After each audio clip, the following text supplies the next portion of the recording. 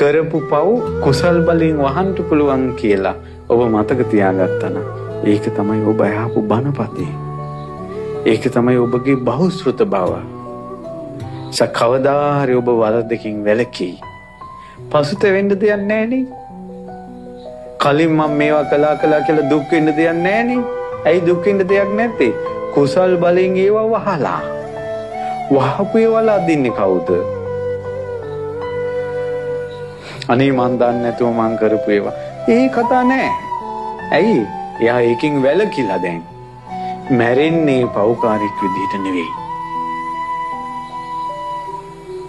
මේ මරණේ කවද්ද එන්නේ? කොයි මොහොතේ හරි. ඊළඟ මොහොතේ හරි. මෙහෙම ගිහිල්ලා අතරයට නිදා ගන්න කෙනා හිත උදේට නැගිටින්න පුළුවන්. ඒකයි ජීවිතේ. ඒකයි ජීවිතේ. එසා හොඳට කල්පනා කරන්ට. බහුශ්‍රృత බව කියන්නේ හොඳට අහනවා. හොඳට අහන්න හැදෙන්න පුළුවන් දෙයක්. හකහක ගා hina වෙන එකක් නෙවෙයි. ඒ බණ ඇහුවට පස්සේ hinaව විතරක් ඉතුරු වෙනවා නම් ඒක බණ නෙවෙයි. ඒ බණ ඇහුවට පස්සේ අනිත්‍යුන්ගේ ඇද පේනවා නම් ඒක බණ නෙවෙයි. බණ කියන්නේ මේක. මෙතෙක් වෙලා ඔබ අහපු බණ පදයක් ගානේ කවුද පේන්න ගත්තේ? තමන්.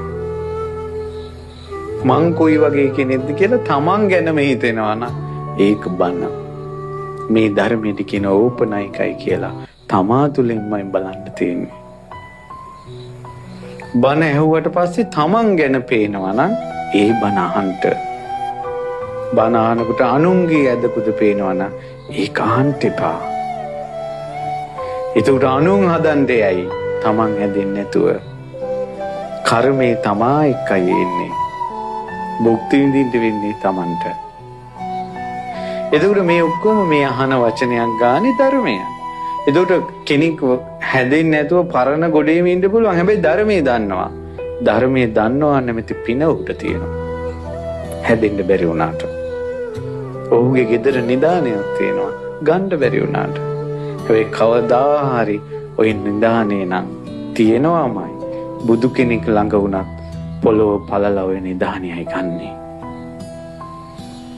බුදුවරු දකින්නවනේ මොහොත පුණ්‍ය ශක්තිය තියනවාද කියලා. ඒ කියන්නේ සැඟවිච්ච පින්. මොනවද සැඟවිච්ච පින? සංසාරේ සිල් රැකලා, සංසාරේ වැරදි හදාගෙන, සංසාරේ බණ අහලා රැස් කරගත්ත දේවල්. පැහැදිලි නේද? ඒ නිසා ධර්මය අහන්න. උඹලා බණ ඇහුවට මං ඇති වැඩක් නෑනේ. ඒ කතා කියන්න එපා. බණ අහන එක පිනක්. අර අපි මේ සින්දු වලට මිනිස්සු කියනවා මෙච්චර බණ ඇහින රටේ මෙච්චර බණ කියන රටේ අපි තවමත් අනන්තරේ කියලා. ඒ හැම වචනයකම තියෙන්නේ අසත්‍ය නොදන්නා බව. පින්වතුනි හැදෙන්න අමාරුයි. හැදෙන්න අමාරුයි. හිමීන්ට ධර්මයේ